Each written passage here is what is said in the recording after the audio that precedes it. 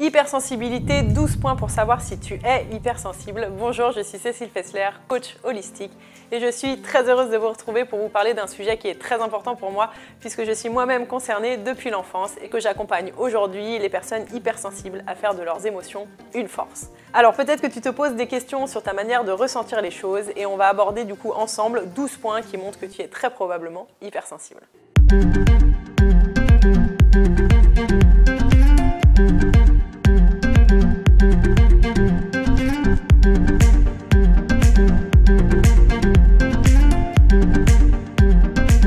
Tu le sais si tu me suis sur Instagram, mais je ne suis pas hyper fan des étiquettes que l'on se colle et qui bien souvent nous enferment dans des cases.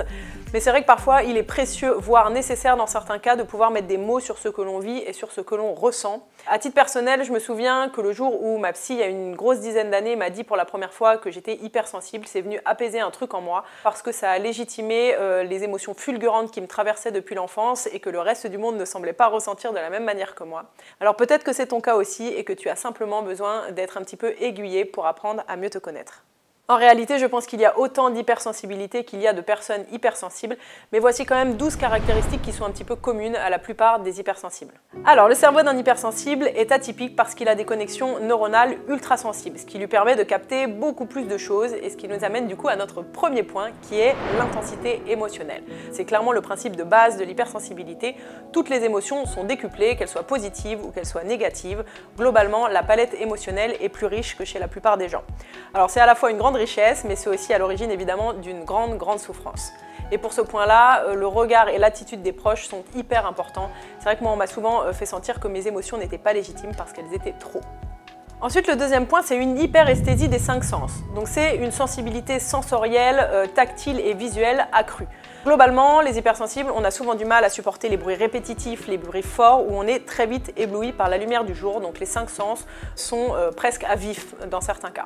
Une très grande empathie, tu ressens clairement les émotions des autres, mais aussi parfois celles des animaux, presque aussi fortes que si elles étaient les tiennes. On parle très souvent d'éponge émotionnelle et moi c'est comme ça que je me suis très souvent sentie. C'est à la fois une magnifique qualité, mais c'est vrai que ça puise une énergie de dingue. Tu peux parfois carrément confondre ton émotion avec celle de quelqu'un d'autre. Et très souvent, les hypersensibles, on a besoin de revenir un petit peu à soi, de se mettre en retrait pour justement faire le point et savoir quelles sont les émotions qui nous appartiennent et celles qui ne nous appartiennent pas. Du coup, on a souvent une sensation de décalage avec le reste du monde du fait de cette sensibilité qui n'est pas celle de la norme. On peut très vite se sentir seul et incompris. Moi, il y a une phrase personnellement que j'ai très souvent dite, je me sens comme un ovni dans ce monde. Depuis l'adolescence, c'est une phrase que j'ai répétée très régulièrement. Point numéro 5, une hyperactivité mentale. Le cerveau, il va vite et on a souvent l'impression qu'il est en ébullition. Tu te poses probablement énormément de questions existentielles, que ce soit sur la vie, que ce soit sur les réactions des gens, sur l'évolution du monde ou même sur tes propres réactions et tes propres ressentis internes. Le numéro 6, c'est une forte intuition, c'est lié au 6e sens, on parlait des 5 sens tout à l'heure, ça c'est clairement le 6e. Tu sens facilement les gens et les ambiances. Parfois, tu sais les choses, mais sans vraiment pouvoir les expliquer et tu as une très bonne connexion avec ton inconscient. Le numéro 7, c'est une tendance à la rumination et des difficultés à faire des choix. Pourquoi? Simplement parce que le cerveau, il analyse constamment la multitude de possibilités. La clé pour apaiser tout ça et réussir à faire des choix, c'est d'apprendre à se faire confiance et justement à développer l'intuition dont on parlait juste avant. 8e point, une sensibilité artistique prononcée. Très souvent, les hypersensibles sont très vite bouleversés par une belle musique, par un tableau, par l'intensité d'un film. D'ailleurs, on a très souvent du mal avec la violence dans les films parce qu'on s'y identifie énormément. Le point numéro 9, tu peux facilement basculer d'une humeur à une autre. On réagit généralement vite et fort, ce qui peut parfois créer des situations d'incompréhension avec les proches avec qui on n'est pas tout à fait sur la même longueur d'onde en termes d'émotions. Le point suivant, c'est qu'on a généralement beaucoup de mal avec l'injustice et parfois même avec l'autorité. Alors il n'y a pas besoin évidemment d'être hypersensible pour avoir du mal à supporter l'injustice, et heureusement.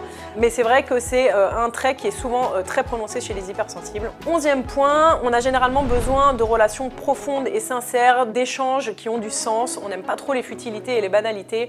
On aime aller dans de la vraie émotion et dans des vraies connexions. Et généralement, on s'attache intensément et fortement. Et le 12e et dernier point, les valeurs chez les hypersensibles sont super importantes et elles guident généralement les actions. Bien souvent, les personnes hypersensibles sont bienveillantes et altruistes.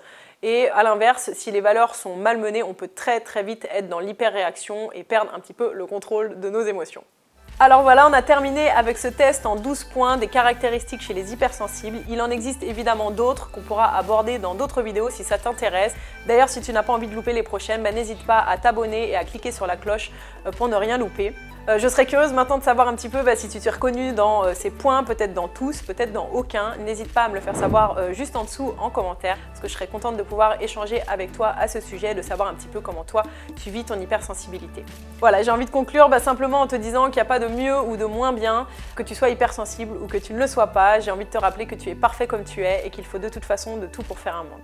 Merci infiniment d'avoir regardé cette vidéo jusque-là. J'espère qu'elle aura pu t'apporter quelques clés supplémentaires. Très belle journée et à très bientôt dans une prochaine vidéo.